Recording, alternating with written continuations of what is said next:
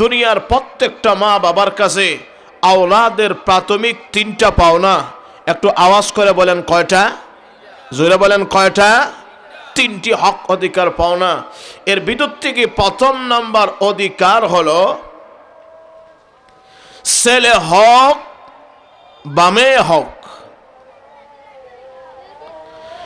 এই মেয়ে মা বাবার কাছে প্রথমের যে অধিকার পাওনা, এই অধিকারের নাম হলো তার সুন্দর একটা নাম নির্বাচন করা। কি নাম? সুন্দর নাম নির্বাচন করা, ইসলামিক নাম, অর্থবহ নাম। কারণ নামের বরকতে অনেক সময় দুনিয়াতেও তার অনেক ফায়দা মিলে। নামের অনেক তাসির, নামের অনেক বারাকাত আছে, নামের অনেক সোহবত আছে, যেই নামের দরুন কাল কিয়ামতের কঠিন ময়দানে মহান আল্লাহর কঠিন কাঠগড়া থেকে নাজাতেরও ফয়সালা হতে পারে। দুই নাম্বার যে অধিকার, আব্বা আম্মার কাছে ছেলে হোক মেয়ে হোক তার অধিকার পাওনা। এই অধিকারটা রাসূলুল্লাহ বলেন ছেলে মেয়েকে দিন শিখাতে হবে। কি শিখাতে হবে? জোরে বলেন কি শিখাতে হবে? দিন শিখাতে হবে। দুনিয়ার প্রত্যেকটা মা বাবার কাছে ছেলে মেয়ের এই অধিকারটা পাওনা। যদি আপনি এই অধিকার আদায় না করেন, আল্লাহর কঠিন কাঠগড়া দাঁড়িয়ে সেই দিন জবাবদিহি করতে হবে। এজন্য দিন শিখাতে হবে। রাসূলুল্লাহ সাল্লাল্লাহু আলাইহি ওয়াসাল্লাম বলেন তলাবুল ইলমি ফরিজাতুন আলা কুল্লি মুসলিম, প্রত্যেকটা মুসলমানের উপর জরুরত আন্দাজা ইলমে দ্বীন শিক্ষা করা ফরজে আইন। শিখতে হবে। যেই শিক্ষা না শিখলে আপনার নামাজ হবে না, যেই শিক্ষা না শিখলে আপনার ওযু হবে না, যেই শিক্ষা না শিখলে কোরআন তেলাওয়াত সহি শুদ্ধ হবে না, যেই শিক্ষা না শিখলে আপনি হজ করতে পারবেন না, যেই শিক্ষা না শিখলে আপনি এমনকি দিনের কোনো আরকান রুকুন এই সমস্ত কাজগুলো পালন করতে পারবেন না। তাহলে একটা জায়গায় আরেকটা যদি বলেন, একটা জায়গায় আরেকটা যদি করেন, তাহলে এই মন গড়া মতো শিক্ষা আর আমল করা কশিন কালে আল্লাহর দরবারে কবুল না। যেমন কোরআনকে সহি শুদ্ধ করে পড়া, এই পরিমাণ কোরআন শিখা প্রত্যেকটা মুমিন নর নারীর জন্য ফরজ, যেই পরিমাণ না শিখলে নামাজ পড়া যায় না। তাহলে নামাজ পড়তে গেলে কোরআনকে সহি শুদ্ধ করে পড়তে হবে। যেরকম ঠিক কিনা?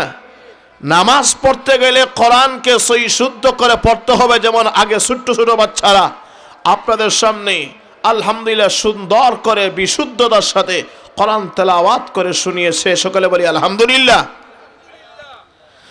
তো যদি আপনি এক হরফের স্থলে অন্য হরফ পড়েন, একটা অক্ষরের স্থানে আরেকটা অক্ষর পড়েন, এক আয়াতের স্থানে অন্য আয়াত পড়েন, আর যদি তা শুদ্ধ না হয়, তাহলে কি মনে করেন নামাজ হবে? জোরে বলেন, নামাজ হবে? নামাজ শুধু পুরুষের উপরে ফরজ নাকি মহিলাদের উপরেও? আর একটু জোরে বলেন। যুবক যুবতী, বিদ্যা এবং বৃদ্ধ, আলেম, মুফতি, মুহাদ্দিস, মুফাসসির, মুহতামিম, চেয়ারম্যান, মেম্বার, প্রধানমন্ত্রী, উকিল, ব্যারিস্টার, ডাক্তার, পাইলট, সকলের উপরে নামাজ ফরজ। যারা বলেন যদি উনি মুসলমান হয় তাহলে সকলের উপরে নামাজ ফরজ। এই ফরজ কাজটা যদি সহি শুদ্ধ করে করতে হয়, তাহলে নামাজের ভিতরে কোরআন তেলাওয়াত করা আরেক ফরজ। যেরকম ঠিক কিনা? নামাজের ভিতরে মতলকান কোরআন তেলাওয়াত করা আরেকটা ফরজ। এখন আপনি কোরআন তেলাওয়াত জানেই না, নামাজ কেমনে পড়বেন? বলেন কেমনে নামাজটা পড়বেন? কোরআন তেলাওয়াত জানেই না, নামাজ কেমনে পড়বেন? আর নামাজ পড়তে গেলে নামাজের জন্য তাহারাত হাসিল করা ফরজ। জোরে বলেন। এই তাহারাতটা আপনি পানির মাধ্যমে আদায় করতে হবে। যেমন উদাহরণ হিসাবে অজু করতে হবে। নামাজ করতে গেলে অজু অবশ্যই করতে হবে, কারণ তাহারাত ছাড়া, ওযু ছাড়া নামাজ হয় না। তায়াম্মুমের মাসআলা ভিন্ন, তবে নামাজ পড়তে গেলে তাহারাত হাসিল করতে হবে। তাহারাত হাসিল করতে গেলে অবশ্যই ওযু করতে হবে। ঠিক কিনা? এখন আপনি অজুতে কয় ফরজ, অজুতে কয় সুন্নত, কেমনে কোন কায়ফিয়তে আপনি অজু করবেন, যদি অজু সহি শুদ্ধ না হয় তাহলে আপনার নামাজ হবে না। নামাজ যদি সহি শুদ্ধ হতে হয়, কোরআন সহি শুদ্ধ করে নামাজের ভিতরে পড়তে হবে। যদি হন কথা ঠিক কিনা? তাহলে প্রত্যেকটা জিনিসই আমাদের উপর ফরজ। এখন অজু যদি আপনি কেমনে পড়তে হয় এটা না শিখেন, অজু শিখা এবং অজু করা শুধু ইমাম সাহেবের উপরে ফরজ। জোরে বলেন, শুধু মুয়াজ্জিনের উপরে ফরজ। নামাজ পড়তে গেলে প্রত্যেকেই অজু করতে হবে। জোরে হন কথা ঠিক কিনা?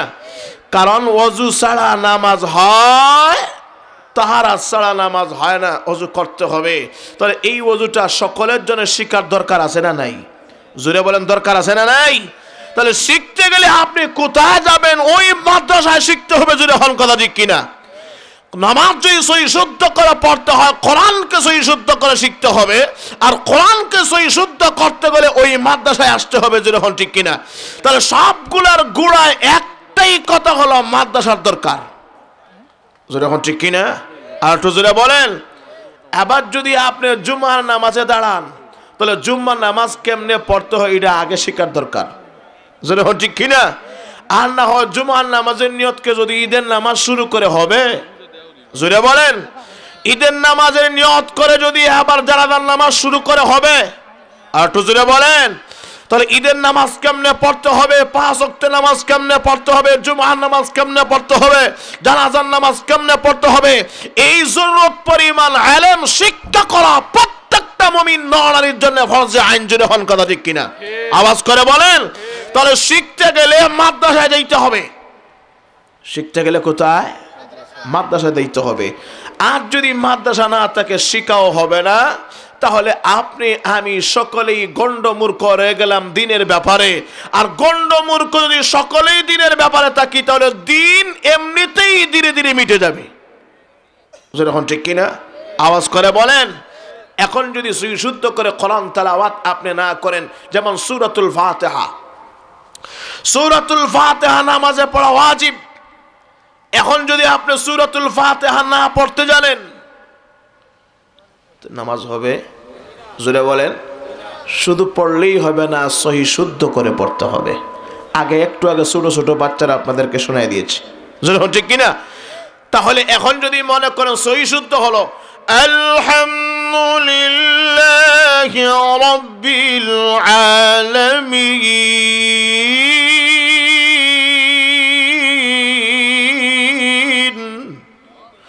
আর-রহমানির রহিম মালিকি ইয়াউমিদ্দিন।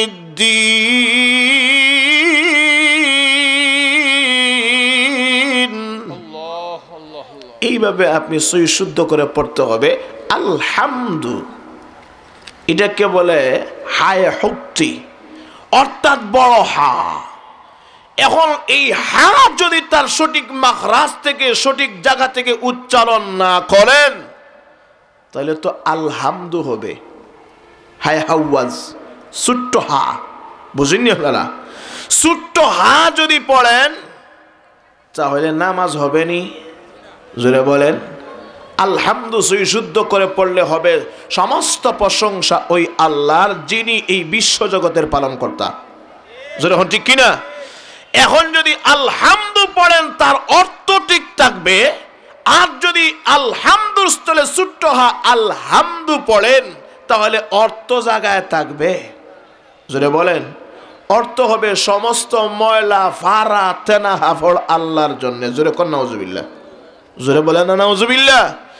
তাহলে অর্থ যখন ঠিক থাকবে না, শুধু কোরআন শরীফের আয়াতের নাম কোরআন নয়, কোরআন শরীফের আয়াত এবং মানা দুটোটার নাম হইল কোরআন। দুটোটার নাম হইল আল কোরআনু ওয়াল লাফজু ওয়াল মানা জামিআ। এই দুটার নাম হলো কোরআন। এখন যদি আপনি একটা হরফের স্থলে অন্য হরফ পড়েন তাহলে নামাজ সহি শুদ্ধ হবে নি? জোরে বলেন। যেমন কুল হুয়াল্লাহু আহাদুল্লাহুস সামাদ লাম ইয়ালিদ ওয়া লাম ইউলাদ ওয়া লাম ইয়াকুল লাহু কুফুয়ান আহাদ। সহি শুদ্ধ। এখন আপনি কুল, যেটাকে বড় কাফ আমরা বলি অনেক সময়, যে কাফের উপরে দুইটা নুক্তা আছে, অনেক ক্ষেত্রে আমরা এটাকে তার সঠিক মাখরাজ সঠিক জায়গা থেকে উচ্চারণ করতে না পারায় পড়ি আমরা কুল, ছোট কাফ পড়ি না, তো তার অর্থ কি ঠিক থাকবে? যেটা বলেন। সহি শুদ্ধ অর্থ হইল, হে নবী আপনি বলে দিন আল্লাহ অদ্বিতীয়, আল্লাহ অদ্বিতীয়। এখন যদি আপনি বলেন কুল হুয়াল্লাহু আহাদ, তাহলে তার অর্থ হবে খাও তুমি আল্লাহ একজনকে। যেটা বলতে না নাউজুবিল্লাহ। আচ্ছা বলেন তো দেখি অর্থগত পার্থক্য আছে না নাই? শুধু পার্থক্য না, ডে নাইট তফাৎ, আসমান জমিন পার্থক্য। জোরে হন ঠিক কিনা? এখন এই তেলাওয়াত দিয়ে যদি আপনি নামাজে দাঁড়াইয়া আপনি আল্লাহকে খুশি করার জন্য নামাজে দাঁড়াইলেন, আর একটা অক্ষরের স্থলে অন্য অক্ষর পড়ে যখন আপনি নামাজটা পড়বেন, আল্লাহ খুব খুশি হবে মনে হয়। হ্যাঁ নবী আপনি বলে দিন আল্লাহ দ্বিতীয়, আল্লাহ এক। এখন বললেন আল্লাহ একজনকে খাইলাও, আল্লাহ খুশি হইব? জোরে বলেন। আল্লাহ খুশি হবে না। তাহলে সহি শুদ্ধ করে শিখতে হবে কোরআনকে। জোরে হন কথা ঠিক কিনা? ওয়াল আখযু বিত-তাজওয়ীদ হাতমুল লাজিম মান লাম ইউজাওবিদিল কুরআনা আযিম। কোরআনকে সহি শুদ্ধ করে তাদবির সহকারে শিক্ষা করা প্রত্যেকের উপরে জরুরি, ফরজ। যদি এইভাবে কোরআনকে সহি শুদ্ধ না করে শিখেন তাহলে বিরাট বড় গুনাহগার। জোরে হন ঠিক কিনা? আর একটু জোরে বলেন। এবার ওযুতে কয় ফরজ? জোরে বলেন কয়টা? জোরে বলেন কয়টা? এই 4 ফরজের ভিতর থেকে একটা ফরজ যদি আদায় না হয় ওযু হবে?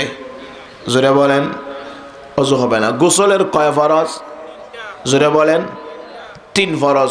3 ফরজ থেকে যদি এবার একটা ফরজ আদায় না হয় তাহলে গোসলের ফরজিয়ত আদায় হবে? এগুলা শিখবেন কোথায়? সিলেট করিমুল্লাহ মার্কেট, আলহামরা, মধুবন। জোরে বলেন। তাহলে শিখতে হবে শুধু মসজিদেও না, মাদ্রাসায় পরিপূর্ণ শিক্ষা শিক্ষিত হবে। জোরে হন কথা ঠিক কিনা? আওয়াজ করে বলেন। এখন মাদ্রাসাই নাই এলাকায়, শিখবেন কোথায়? তাহলে এই মাদ্রাসায় শিখতে গেলে এখন মুফতি হুজুর মাদ্রাসা আরম্ভ করছেন, তাহলে হুজুরও চালাক আর আমরা বসিয়া বসে দেখি, এমন করলে কি হয়? জোরে বলেন। তাহলে প্রত্যেকের সহযোগিতা থাকার দরকার আছে না নাই? জোরে বলেন দরকার আছে না নাই? প্রত্যেকের সহযোগিতা করার দরকার। আপনার আওলাদ দিয়ে সহযোগিতা করেন, ছেলেকে দিয়ে মেয়েকে দিয়ে। অনেক সময় অনুদান সাহায্যের মাধ্যমে আপনি দিতে পারলেন না, আপনার আত্মীয়স্বজন প্রবাসী জীবনে আছেন, তাদেরকে খোঁজ খবর করে সদকায়ে জারিয়া হিসাবে রাসূলের ইলমের বাগানে দেওয়ার দরকার আছে না নাই? জোরে বলেন দরকার আছে না নাই? আলহামদুলিল্লাহ। আমি তো গত বছর মাহফিলে এসেছিলাম, অনেক রাত গভীর রাত আমি বয়ান করেছি। তখন দেখলাম যে ওই পিছনে বিল্ডিং এর মনে হুজুর কাজ শুরু হয়েছিল। আলহামদুলিল্লাহ এখন এসে দেখি আলহামদুলিল্লাহ এত সুন্দর বিল্ডিং হয়ে গেছে, এখন দেখলেই মন ভরে যায়। সকলে বলেন না আলহামদুলিল্লাহ? সকলে বলেন না আলহামদুলিল্লাহ? তাহলে সকলের চেষ্টার মাধ্যমে কাজ এগিয়ে সামনের দিকে নিতে হবে। যদি এখন ঠিক কিনা? আপনার কলিজার টুকরা ছেলে মেয়ে আপনার মরণের পরে যদি আপনার জানাজার নামাজটা পড়াইতে পারে, তাহলে আপনার মতো সৌভাগ্যবান ব্যক্তি এই পৃথিবীতে আর কে আছে বলেন? যখন ঠিক কিনা? আপনার মনের পরে যদি আপনার কবরের পাশে দাঁড়াইয়া সূরা ইয়াসিন তেলাওয়াত করে চোখের পানি ছেড়ে মহান আল্লাহর কাছে আপনার মাফির জন্য কাঁদে, প্রভু আমার আব্বাকে মাফ করে দাও, সূরা ইয়াসিন তেলাওয়াত করে 40 জন তেলাওয়াত করে আপনার জন্য দোয়া করে, নবীজি বলেন এই বাবার কপাল খুলে গেছে, ওই তার বাবার কবরের গুনাহ আমি আল্লাহ মাফ করে দেব। হুজুরে বলছেন না সুবহানাল্লাহ? এখন যদি আপনার ছেলে জানাজার নামাজ কেমনে পড়ে এটা না শিখে, কোরআন তেলাওয়াত কেমনে করতে হয় এটা যদি না শিখে, তাহলে আপনার এত কপাল ফুলবে যে এখন ছেলেকে সামনে দিলে জানাজার নামাজ না পড়াইয়া ঈদের নামাজও তো শুরু করতে পারে। যেরকম ঠিক কিনা? আর তো জোরে বলেন। এজন্য ভাইরা আমার, এই জরুরত আন্দাজা ইলম শিক্ষা করা প্রত্যেকটা মুমিন নরনারীর জন্য ফরজে আইন, অবশ্যই শিখতে হবে। আর শিখতে গেলে গোড়া মজবুত থাকতে হবে। যেই শিক্ষার একমাত্র কেন্দ্র হলো মাদ্রাসা, এই মাদ্রাসায় দিন শিখতে হবে। মাদ্রাসা না থাকলে আল্লাহর দেওয়া এই জমিনে আল্লাহর দিন টিকে থাকবে না, অতি শীঘ্রই দিনটা নষ্ট হয়ে যাবে। আলেম ওলামা থাকবে, আলেম ওলামা যদি থাকে আলহামদুলিল্লাহ এই দিনটা অক্ষত থাকবে। জোরে হন কথা ঠিক কিনা? আওয়াজ করে বলেন। এজন্য মহান আল্লাহ বলেন, ইয়ারফাইল্লাহুল্লাযীনা আমানু মিনকুম ওয়াল্লাযীনা উতুল ইলমা দারাজাত।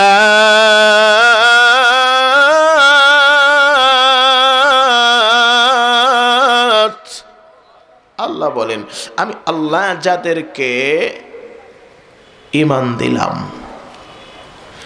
ঈমানের মতো মস্ত বড় দৌলত আমি আল্লাহ যাকে দান করলাম, এবং পাশাপাশি দিন শিক্ষার্থী বানাইলাম, আমি আল্লাহ যাকে দ্বীনে ইলম দিলাম, ইলমের জ্ঞান দিলাম, আমি আল্লাহ রব্বুল আলামিন দুনিয়া এবং আখিরাতে তার সম্মানটাকে বৃদ্ধি করে দেব। জোরে কোন সুবহানাল্লাহ? জোরে বলুন না সুবহানাল্লাহ।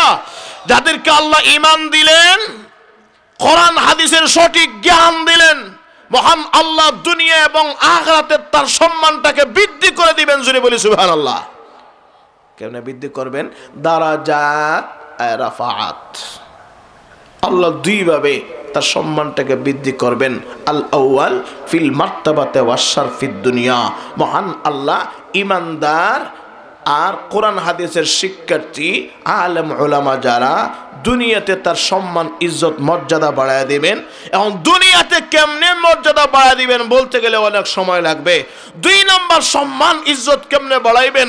ওয়াল আখারু ফিল আখিরা আই ফিল জান্নাহ।